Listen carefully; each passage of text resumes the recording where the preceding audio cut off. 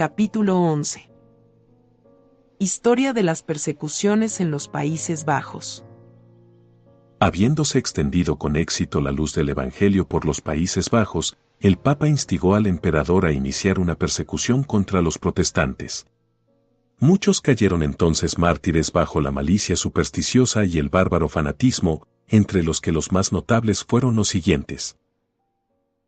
Gwendelinuta, una piadosa viuda protestante, fue prendida por causa de su religión, y varios monjes intentaron, sin éxito, que se retractara.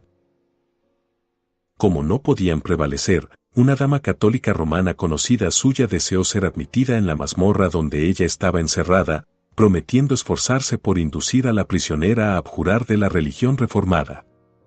Cuando fue admitida a la mazmorra, hizo todo lo posible por llevar a cabo la tarea que había emprendido, pero al ver inútiles sus esfuerzos, dijo: «Querida Gwendelinuta, si no abrazas nuestra fe, mantén al menos secretas las cosas que tú profesas, y trata de alargar tu vida».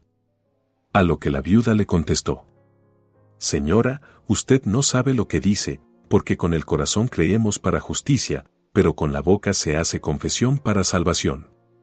Como rehusó rotundamente retractarse, sus bienes fueron confiscados, y ella fue condenada a la hoguera. En el lugar de la ejecución, un monje le presentó una cruz, y la invitó a besarla y a adorar a Dios. A esto ella respondió: «No adoro yo a ningún dios de madera, sino al Dios eterno que está en el cielo». Entonces fue ejecutada, pero por mediación de la dama católica romana antes mencionada, le fue concedido el favor de ser estrangulada antes de ponerse fuego a la leña. 2 clérigos protestantes fueron quemados en Colen. Un comerciante de Amberes, llamado Nicolás, fue atado en un saco y echado al río y ahogado. Y Pistorias, un erudito estudiante, fue llevado al mercado de un pueblo holandés en una camisa de fuerza y allí lanzado a la hoguera. 16 protestantes fueron sentenciados a decapitación y se ordenó a un ministro protestante que asistiera a la ejecución. Este hombre llevó a cabo la función de su oficio con gran propiedad, exhortándolos al arrepentimiento, y les dio consolación en las misericordias de su Redentor.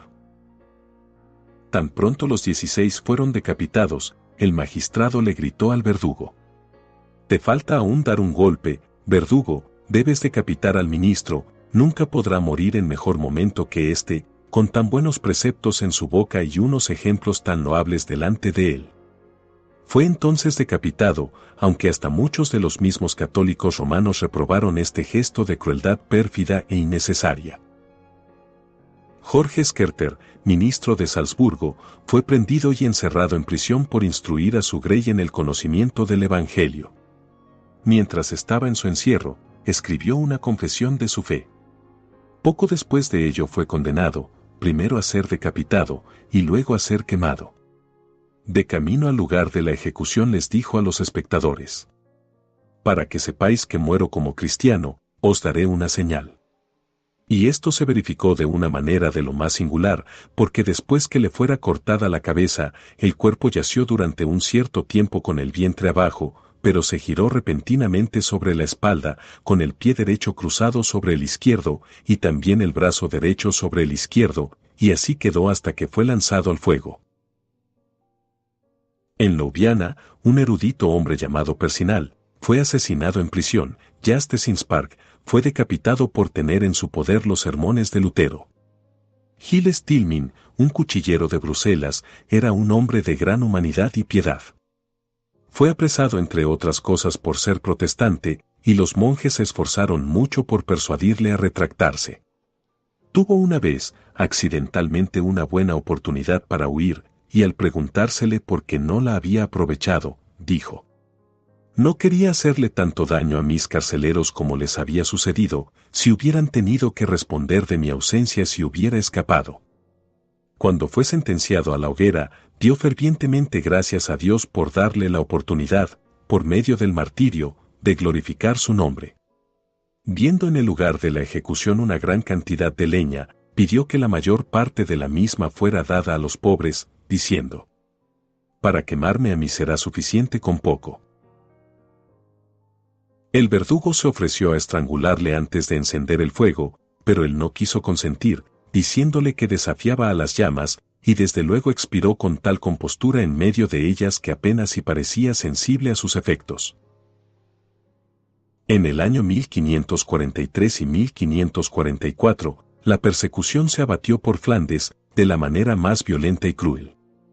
Algunos fueron condenados a prisión perpetua, otros a destierro perpetuo, pero la mayoría eran muertos bien ahorcados, o bien ahogados, emparedados, quemados, mediante el potro, o enterrados vive usted. Juan de Boscane, un celoso protestante, fue prendido por su fe en la ciudad de Amberes. En su juicio profesó firmemente ser de la religión reformada, lo que llevó a su inmediata condena.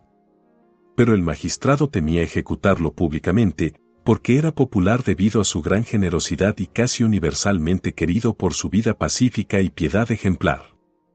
Decidiéndose una ejecución privada, se dio orden de ejecutarlo en la prisión. Por ello, el verdugo lo puso en una gran bañera, pero debatiéndose Boscane, y sacando la cabeza fuera del agua, el verdugo lo apuñaló con una daga en varios lugares, hasta que falleció. Juan de Buissons, otro protestante, fue prendido secretamente, por el mismo tiempo en Amberes, y ejecutado privadamente. Siendo grande el número de protestantes en aquella ciudad, y muy respetado el preso, los magistrados temían una insurrección, y por esta razón ordenaron su decapitación en la prisión.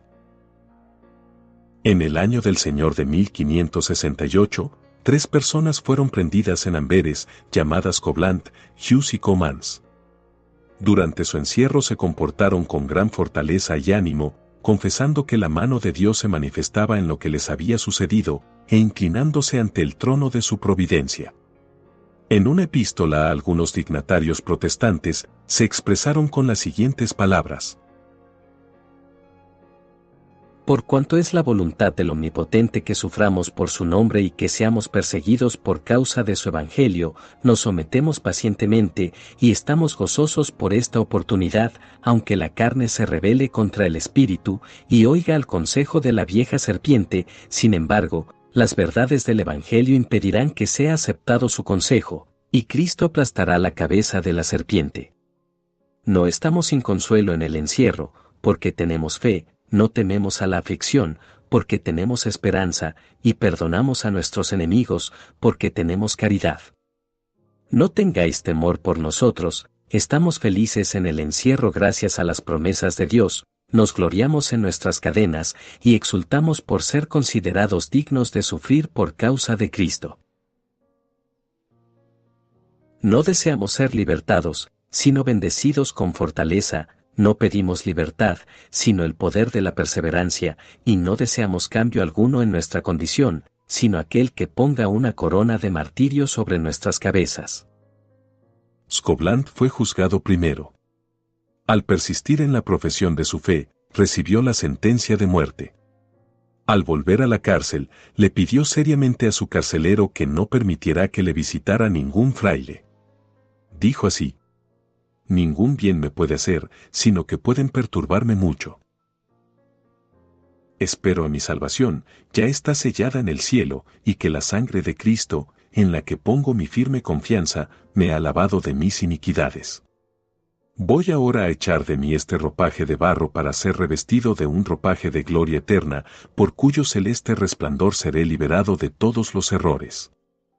Espero ser el último mártir de la tiranía papal, y que la sangre ya derramada sea considerada suficiente para apagar la sed de la crueldad papal, que la Iglesia de Cristo tenga reposo aquí, como sus siervos lo tendrán en el más allá. El día de su ejecución se despidió patéticamente de sus compañeros de prisión. Atado en la estaca oró fervientemente la oración del Señor, y cantó el Salmo 40, luego encomendó su alma a Dios, y fue quemado vivo. Poco después Hughes murió en prisión, y por esta circunstancia Comans escribió a sus amigos: Estoy ahora privado de mis amigos y compañeros, Scoblant ha sufrido martirio, y Hughes ha muerto por la visitación del Señor, pero no estoy solo. Tengo conmigo al Dios de Abraham, de Isaac y de Jacob, Él es mi consuelo, y será mi galardón. Orad a Dios que me fortalezca hasta el fin, por cuanto espero a cada momento ser liberado de esta tienda de barro. En su juicio confesó abiertamente ser de la religión reformada, respondió con fortaleza varonil a cada una de las acusaciones que se le hacían, y demostró con el Evangelio lo escriturario de sus respuestas. El juez le dijo que las únicas alternativas eran la retractación o la muerte, y terminó diciendo: ¿morirás por la fe que profesas? A esto Comans replicó: No solo estoy dispuesto a morir, sino también a sufrir las torturas más crueles por ello. Después, mi alma recibirá su confirmación de parte del mismo Dios, en medio de la gloria eterna. Condenado, se dirigió lleno de ánimo al lugar de la ejecución, y murió con la más varonil fortaleza y resignación cristiana. Guillermo de Nassau cayó víctima de la perfidia, asesinado a los 51 años de edad por Baltasar Gerard, natural del Franco Condado, en la provincia de Borgoña. Este asesino, con la esperanza de una recompensa aquí y en el más allá por matar a un enemigo del rey de España y de la religión católica, emprendió la acción de matar al príncipe de Orange. Procurándose armas de fuego, lo vigiló mientras pasaba a través del gran vestíbulo de su palacio hacia la comida, y le pidió un pasaporte. La princesa de Orange, viendo que el asesino hablaba con una voz hueca y confusa, preguntó quién era, diciendo que no le gustaba su cara. El príncipe respondió que se trataba de alguien que pedía un pasaporte, que le sería dado pronto. Nada más pasó antes de la comida, pero al volver el príncipe y la princesa por el mismo vestíbulo, terminada la comida, el asesino, oculto todo lo que podía tras uno de los pilares, disparó contra el príncipe, entrando las balas por el lado izquierdo y penetrando en el derecho, hiriendo en su trayectoria el estómago y órganos vitales. Al recibir las heridas, el príncipe solo dijo: «Señor, ten misericordia de mi alma, y de esta pobre gente». Luego expiró inmediatamente. Las lamentaciones por la muerte del príncipe de Orange fueron generales por todas las Provincias Unidas, y el asesino, que fue tomado de inmediato, recibió la sentencia de ser muerto de la manera más ejemplar, pero tal era su entusiasmo, o necedad, que cuando le desgarraban las carnes con tenazas al rojo vivo, decía fríamente: «Si estuviera en libertad, volvería a hacerlo». El funeral del príncipe de Orange fue el más grande jamás visto en los Países Bajos, y quizá el dolor por su muerte el más sincero, porque dejó tras de sí el carácter que honradamente merecía, el de padre de su pueblo. Para concluir, multitudes fueron asesinadas en diferentes partes de Flandes, en la ciudad de Valence, en particular, 57 de los principales habitantes fueron brutalmente muertos en un mismo día por rehusar abrazar la superstición romanista, y grandes números fueron dejados languidecer en prisión hasta morir por lo insano de sus mazmorras. Fin del capítulo 11. Si fue de bendición para ti este audiolibro, apoya al canal dándole me gusta, suscribiéndote y activando la campanita para recibir notificaciones del siguiente capítulo. Les recordamos que también pueden escuchar los audios en iVoox y Spotify. Hasta la próxima. Que Dios les bendiga.